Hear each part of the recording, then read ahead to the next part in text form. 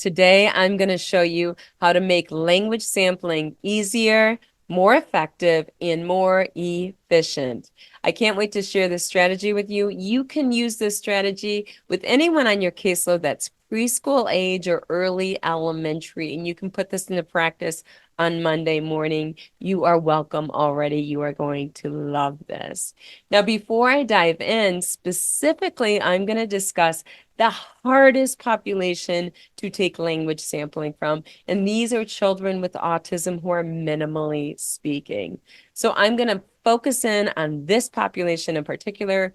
All of these strategies you can put to use with any child on your caseload, but I'm going to focus on the most challenging one. And the reason for that is because if you know me, an obsession of mine is speech development for children with autism.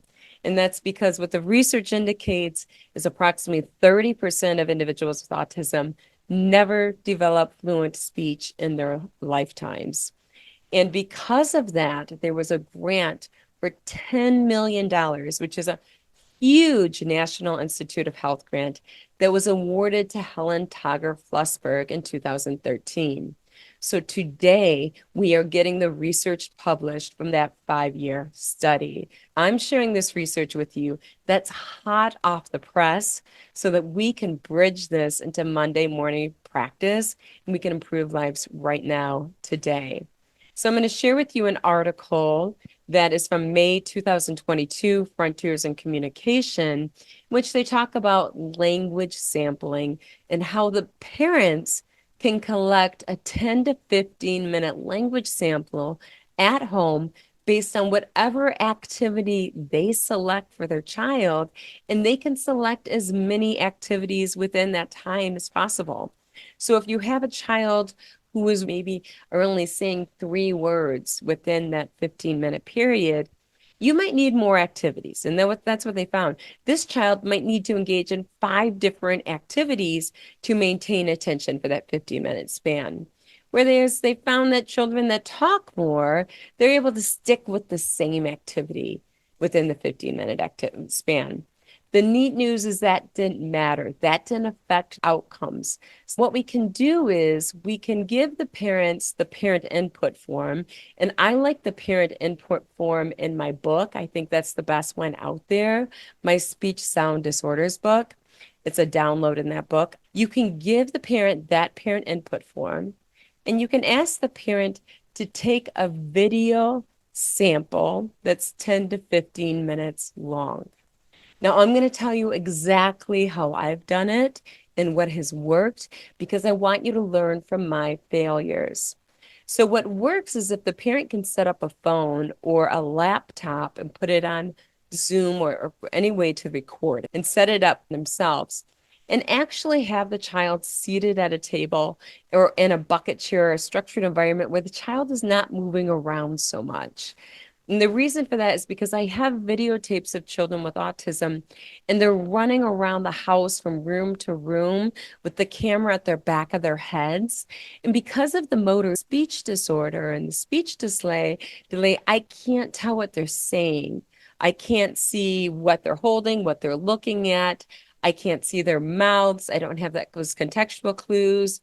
It's very much like da da da da da da da da da, and the child's running from room to room, and the parents running after them with a camera. So I've personally found that meal times or snack times are really great times to get a language sample. And that's because I can see the food that they're eating. It's a semi-structured situation. It's also very rich in language opportunities. So that is, I tell parents I like snack times or meal times, but if they can find a space where the child's going to stay in the same area, so I can see what toys the child's interacting with, which will help me interpret what they're saying, that's really, really helpful. So if the child can stay in the same spot, that's really going to make a difference for your language sample analysis that you're going to do. So you have the parent videotape 10 to 15 minutes when they complete your parent input form. This is before you even meet the child. So when you get that parent input form back, you're going to know what the child loves. So you're going to set up the room for success. You're going to meet the child with your quote unquote flowers, the toys and activities the child loves to make a good first impression and build a good relationship with the child. You're going to have that information from the language sample to know what test you're going to want to look at to do further testing on. So you're not just going to be coming in with a blank slate. You're going to have a lot of direction when you first meet that child in person and know a lot about the child. So you have this video clip from the parent. The parent emails it to my school address, which has protected, because it being a public school system, all of these Google barriers, and it's in my Google Drive. So the Google Drive is also protected by my school district organization. And then I take that language sample and I upload it to Descript. That's what I like to do. It's called DESCRIPT. And if you're an educator, they have an educator discount, which is half off, $15 a month. For me, that's really worth it because it transcribes the speech and I see the video. So if you're working with children with autism, many of them have a motor speech delay that are minimally speaking. So their speech is very hard to interpret. But if you have the video right next to it, you can see, okay, when the child said sus, they were holding the number 6. They meant to say 6. That was the word that they were saying. If you're just listening to the audio, you're not going to get that. So I take that and then I transcribe it. Now, what do I look at? These are really important if you're working with children who are non-speaking with autism. These are important measurements for others as well. But this is the key features I think you should look at. Number one, the number of different words that they've said in the language sample. You can get a type token ratio in which you look at, out of the first 100 words, that's enough. The greater the number, the better. But if you just want to do the first 100 because you're really in a time constraint, you can do that. What is the number of different words divided by the total number of words?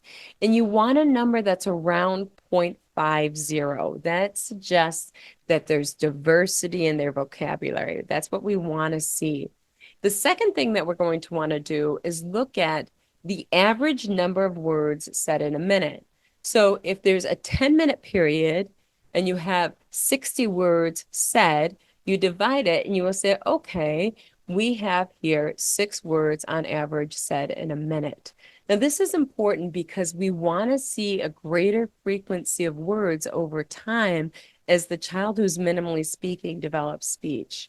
I always find that when children are consistently talking, that's when we kind of get over that hump and I feel like I can exhale and I know that the speech is not going to go away and we're not going to have regression in which the children stop speaking. So consistency is key for me. So that is another measurement that we can look at. Another thing that we want to look at is we want to look at the percent of repetitive utterances. I call them intra-repetitive utterances, in which the child says the exact same thing. They repeat the exact same thing. For instance, if I'm doing an activity with a lot of different boxes, the child will keep saying in sing-song gestalt speech, look at the next box, look at the next box, look at the next box. I look at the number of utterances, and I have 50 utterances, and 25 of those utterances is him saying verbatim, look at the next box. I will say the child has 50 utterances, percent intra-repetitive speech, in which the child is exactly repeating what was said before. What is the percentage of utterances that the child is saying verbatim? So we know from the natural language acquisition, these phrases become mitigated when the child improves. So the child might say, look at this box, look at the blue box, look at the red box. They change a word. There's something about it. They change something in the sentence, and that is when they mitigate it. And that's when we see improvement. It's when the child is spontaneously producing language and flexibly producing language, and they're taking that memorized piece of language and they're kind of playing with it and changing it up in their own ways. This is what progress looks like. So that is another measurement I like to look at. When I tell you about that, the quantitative measures that we want to look at is number of different words matter. What was the number of different words that they said in a 10 to 15-minute period? You can also take the type token ratio. What was the number of different words divided by the total number of words? So around 50%, 50, is a good number. That means they have lexical diversity. Then the next thing we're going to look at is the average number of words produced in a minute. So how many words are they producing in a minute? And that really talks about the frequency of the word use. The more frequently the child's talking, the better. Consistency is key. That's what makes me really happy. I don't care if the only thing the child can say is colors, but if the child is saying the colors consistently, I'm onto something. What I found in my clinical research is this child is likely not to regress in speech, but going to grow their vocabulary more and more. Consistency is so crucially important. I think it's the most important aspect of children who are mentally speaking in their speech development. This is when we really turn a corner. And then, like I said, in our research, what we found very important, intra-repetitive utterances. How many times does the child say exactly the same thing more than once? So it could be a different phrase, but the child says the exact phrase 2 times. The whole utterance is the exact same. That is going to be considered an intra-repetitive utterance. Another thing we're going to look at, of course, is MLU.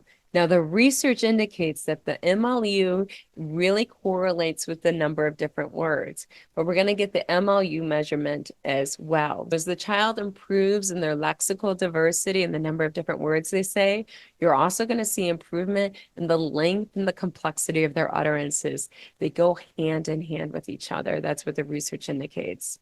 When we're looking at the MLU and the number of different words, the research indicates that this is also very consistent with standardized testing. So how is the child going to do on an expressive one-word picture vocabulary test?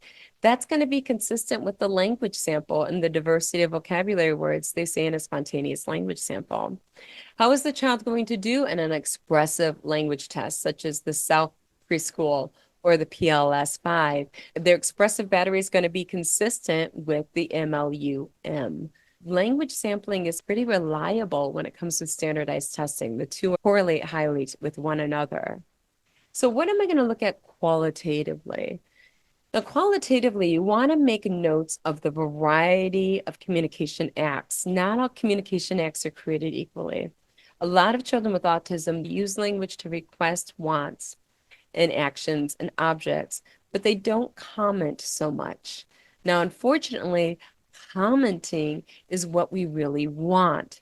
So we want to see more and more comments, and the higher proportion of comments we have, the better the prognosis. So that is the golden apple prognosis when it comes to communication acts, is commenting.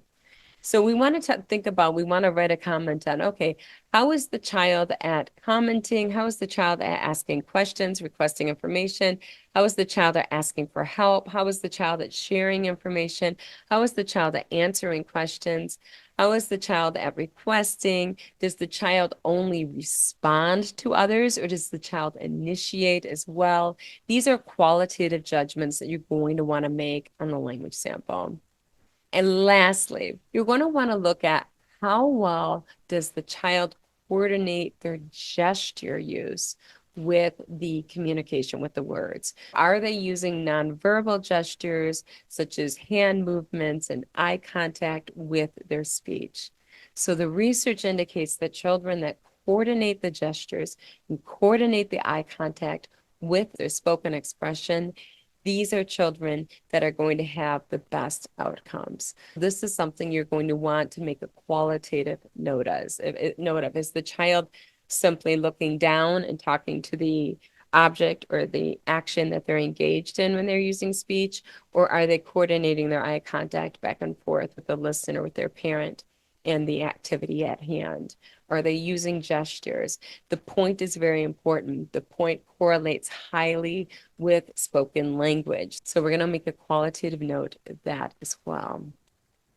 So that is what we're going to do. We have the language sample done. The language sample was done by the parent. The parent emailed it to your clinically safe, or your school district, or whatever clinic you're working at that is safe and that has the firewalls in place.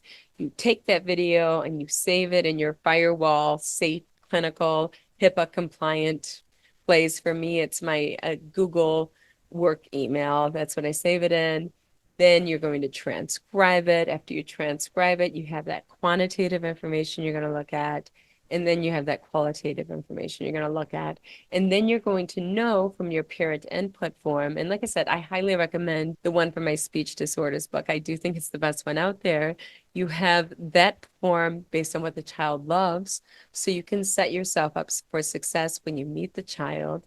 You have that information from the language sample, so you're going to know what instruments to test the child on when you do meet the child, what information you still need more of. So you are off to a great start with the evaluation and with the intervention and the direction you're going to take. The best part about this, though, is it's superior to what you can do in a clinic.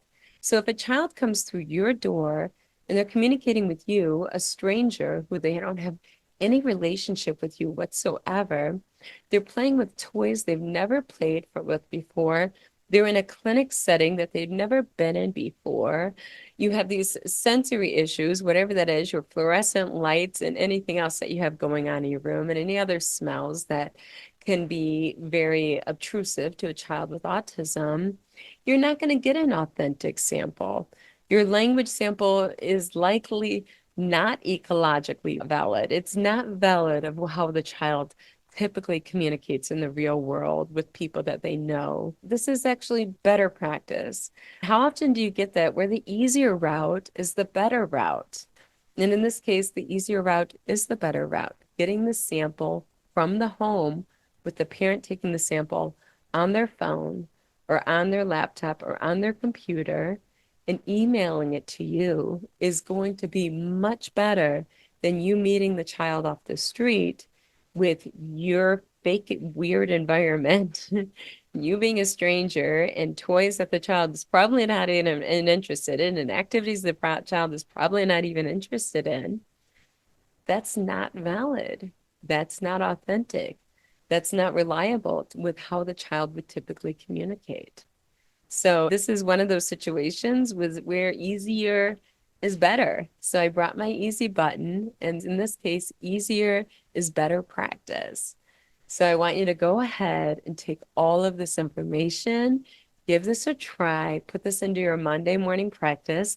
Maybe you want to try this first with a child who is, in quotes, just speech, where you're doing an evaluation and you're like, this is going to be an easy evaluation. Let's just try this out, where the parent is actually collecting the language sample and emailing it to me before I meet the child for standardized testing.